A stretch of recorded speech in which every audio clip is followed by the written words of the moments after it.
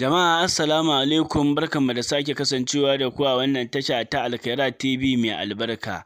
'Yan Najeriya musamman 'yan asalin jihar Kano waɗanda suke zaune a can garin London sun gudanar da wani gagarumin zanga-zangar ƙin amincewa da hukuncin da kotu ta yanke na cewa Abba Kabir Yusuf ba shi ne halattaccen ɗan da ya ci zaɓe a jihar Kano ba, inda kotu ta ayyana cewa Dr. Nasiru Yusuf Gawuna shi ne wanda ya lashe zaɓen da aka gudanar na gwamna a jihar Kano, inda insha Allah yanzu za ku ga yadda suka gudanar da gagarumin zanga-zanga akan ƙin amincewa da wannan hukuncin na kotu.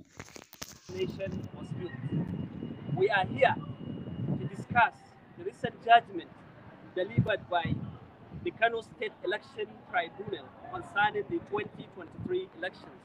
A judgment that has raised a serious questions about the fairness and ignited a call for justice to be served. The 2023 general elections were a pivotal moment in our nation's history, time when Nigerians from all walks of life came together to exercise their democratic rights and choose their leaders.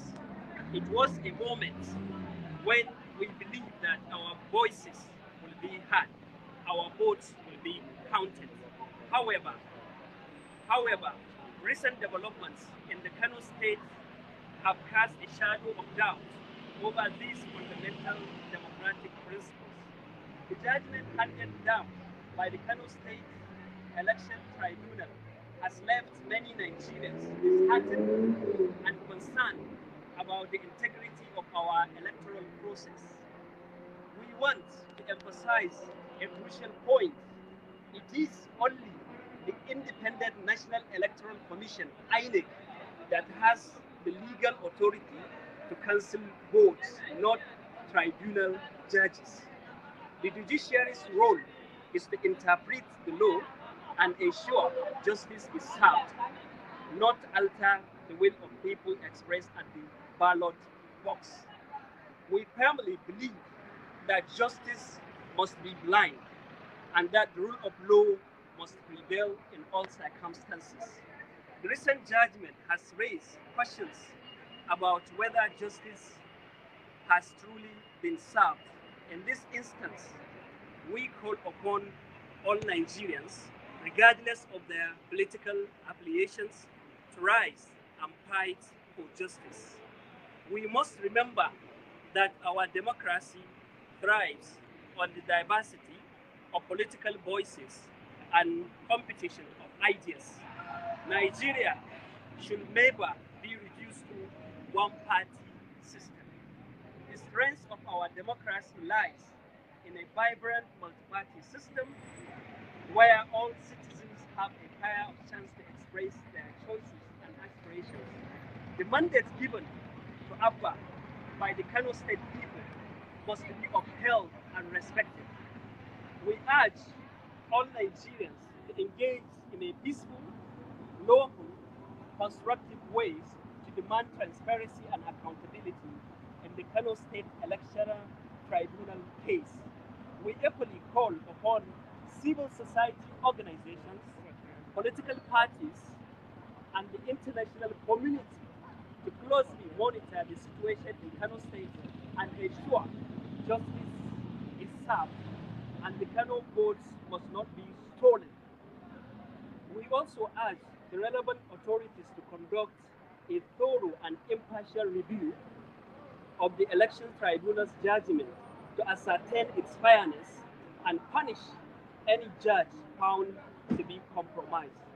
In conclusion, we believe in the strength and resilience of Nigeria's democracy. We believe that the will of the people should be respected and the sanctity of our electoral process must be upheld. Nigeria should continue to be a multi-party democracy and no mandate should be stolen by the ruling party. Let justice prevail and may our democracy remain a beacon of hope and progress for all Nigerians. Thank you and may God bless the Federal Republic of Nigeria. My name is Dr. Usman Tijani Shehu, Dan Isa Hausawan Turai, Zanga Zangar. Thank you and God bless. Thank you so much. Well, you have it there. Okay.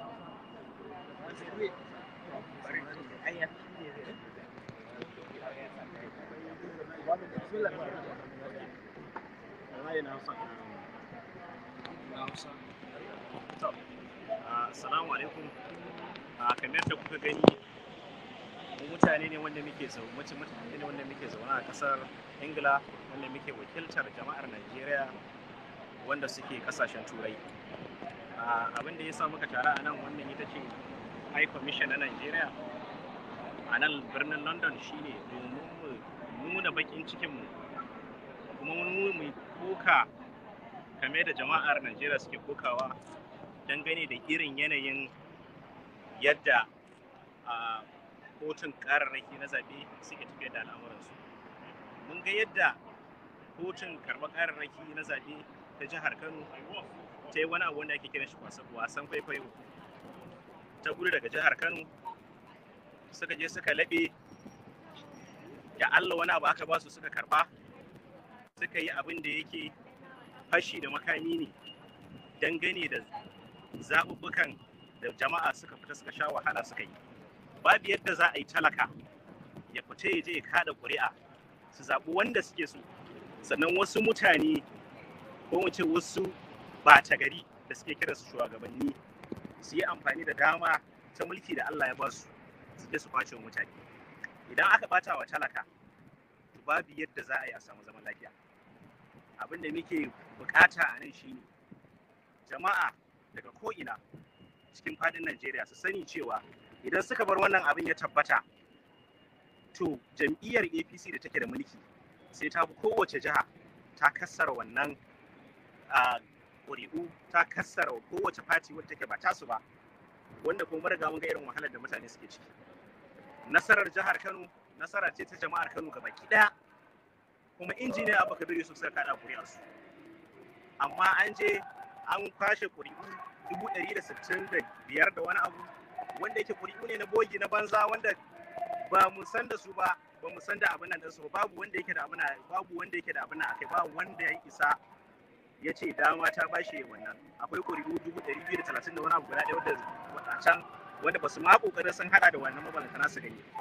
To amma mu muna kira ga dukkan mutanen Najeriya su yi zanga-zanga na lumana, su nuna bacin ransu dangane da abin da ya faru, kuma su sani cewa shi shugaban kasa Tinubu har da yake da ikon da ya ce saboda an yi ku a wasu kasashe na Afirka a matsayin shi na shugaban ECOWAS, ya ce zai iya tura dakaran tsaro na Najeriya domin su je su kwato haƙƙin demokaradiyya a jihar Nijar. To ya sani cewa sai ka fara kwato haƙƙin demokaradiyya na jama'a cikin jiharka, a cikin ƙasarka, kafin ka tafi wani waje. Don wannan abu ne wanda ya kama, wannan abu ne mara babu tunani a cikinsa. A bari jama'a su samu iskar sha, su shaƙa, su ji daɗi, su san cewa sun zaɓi abin da suke so, an musu ayyuka yadda ya kamata.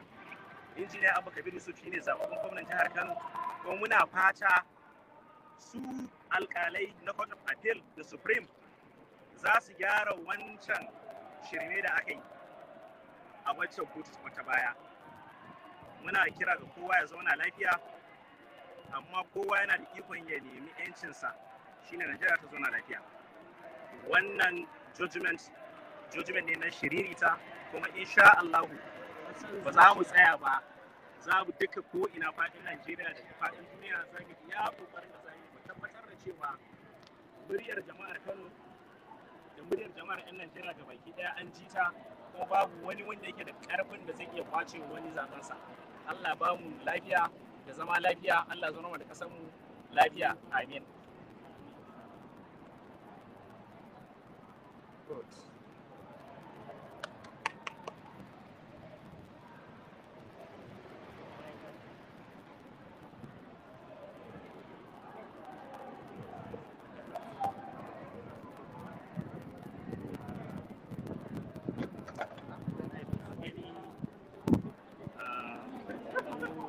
Mutanen Najeriya ne daga jihohi daban-daban, muka haɗu saboda kishin jiharmu da kuma kishin ƙasarmu. wajen nuna ɓacin ranmu, wajen kuma nuna rashin goyon bayan mu da rashin adalci ta ɓangaren da ake tunanin cewa talaka nan yake zuwa ya samu sauki. Duk saboda ita rayuwa duk inda aka fi ƙarfinka, inda kake zuwa ka samu sauki shine a wajen alƙalanci. To amma kuma abin takaici, abin baƙin ciki, saboda gurɓacewa na 'yan siyasa, to wannan ɓangare da talaka ya dogara da shi nan ma suna so su je su gurɓata. To saboda haka ba za mu yarda ba, za mu hau dokin naƙi, kuma insha Allah za mu iya yin mu ga cewa wannan abu bai tabbata ba. Insha Allah jama'ar Kano abin da suka zaba in Allah yadda zai tabbata. Duk wani wanda yake da hannu a cikin wannan abu, insha Allah haƙansa ba za ta cimma ruwa ba. Insha Allah haƙansa ba za ta cimma ruwa ba. Insha Allah haƙansa ba za ta cimma ruwa ba. Sabida ka ji tsoron addu'a wanda ka zalunta, ko da bai addu'a ba.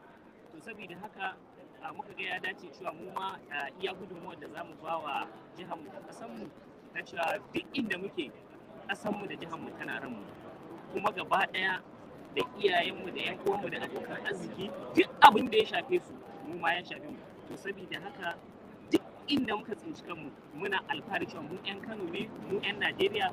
Duk wani gurɓataccen shugaba ba ma tare da shi, duk wani gurɓataccen shugaba ba ma tare da shi, duk wani tsari da yake na adalci shi ne muke tare da shi. Muna muku fatan alkhairi, Allah ya saka muku da alkhairi. Wassalamu alaikum wa rahmatullah. Abdulrazak, ku zo kai magana. Da Allah ka wani ya zo ya magana.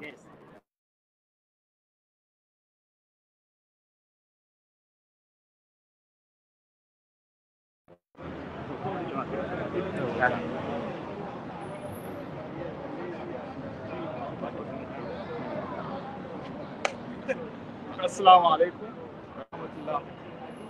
A matsayina na ɗan jihar Kano, ɗan kishin Kano da ƙasa baki ɗaya, ina muku sallama irin ta addinin musulunci.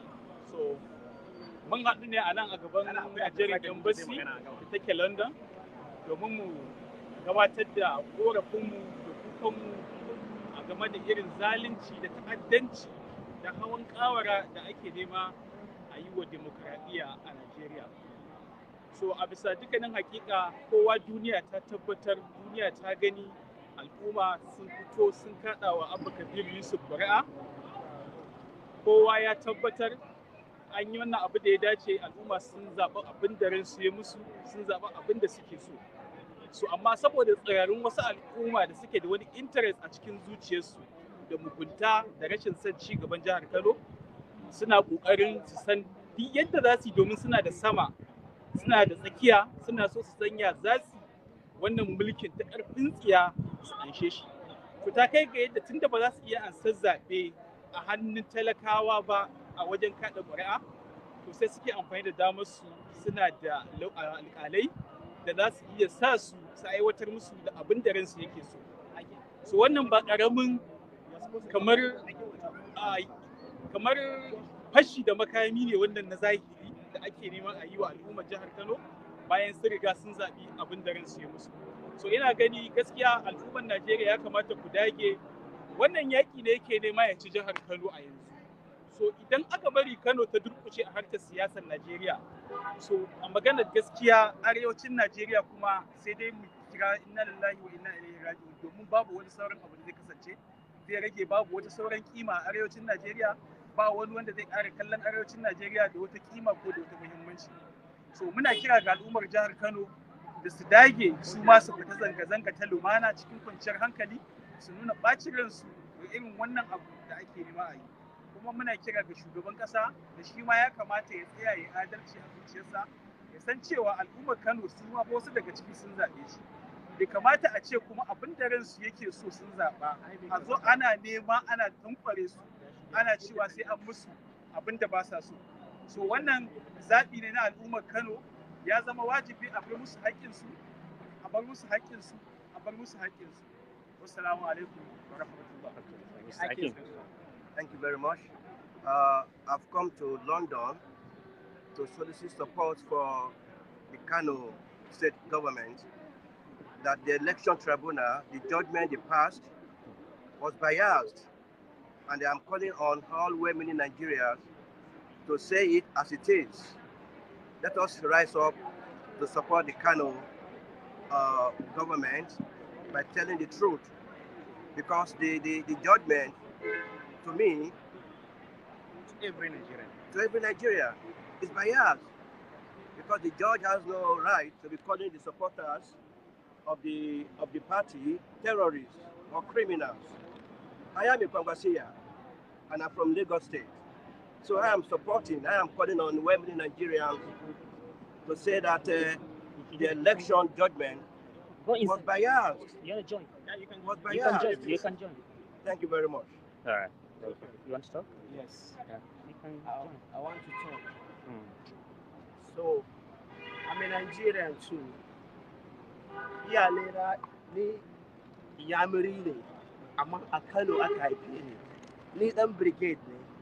A brigade na tashi. Na yi makaranta a Madiya. Duk wanda yake Kano ya san a Madiya. Madiya Secondary School ne. Kafin je Lagos ne fara aiki. Kafin zo garin nan. To muna bin abin da yake faruwa a garinmu. Duk lokacin da na je Najeriya, dole sai na je Kano.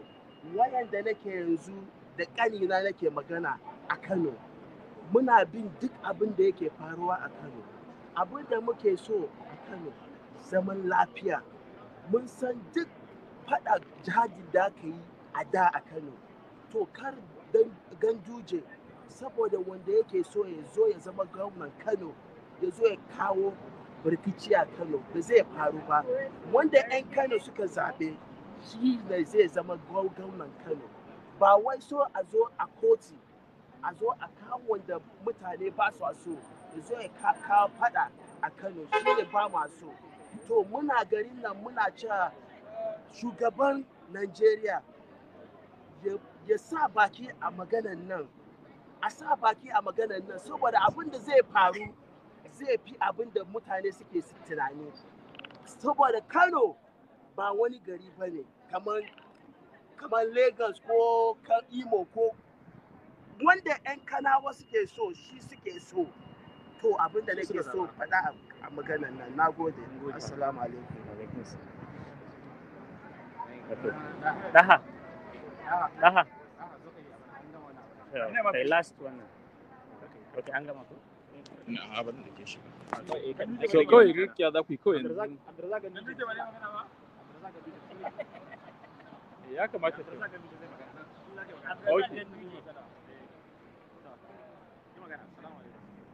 Ka tsaya kai magana. Ni ne aka ba wannan ne. A jama'a muna godiya da haɗin kai da kuke bayarwa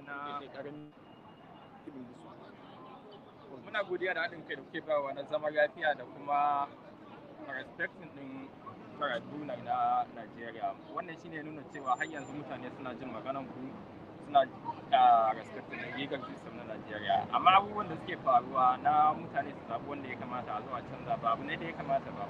So muna kira da federal government da kuma raguwa respective personalities da suke a legal system da su fito su yi magana kan abin da ya kamata a yi.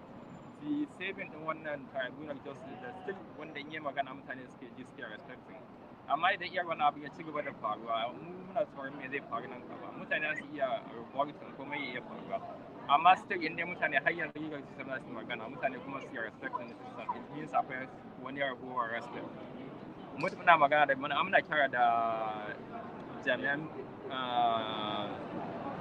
federal government da su fito su yi abin da ya kamata a duba me ya kamata ya kan justice system na Kano State akan abin da ya faru na election. Kowa ya sani zaben nan idan da a ce mutum ba ya ci suka yi ba tunda ba su ne akan gwamnati ba sun da aka yi zaben nan da abin ba zai yi kyau ba da mutane za su fito su yi zanga-zanga su ne. Amma mutanen Kano sun dade suna zabe kuma suna zaben wanda suke so a zauna lafiya. Wannan shi nuna cewa wannan ma zaben shine zaɓin mutanen Kano. Da muna kira da justice system na Najeriya da su yi wani abu kan wannan a fito a yi abin da ya dace a tabbatar da mutane abin da suka zaɓa. Sun gode daga saka da Shi kenan?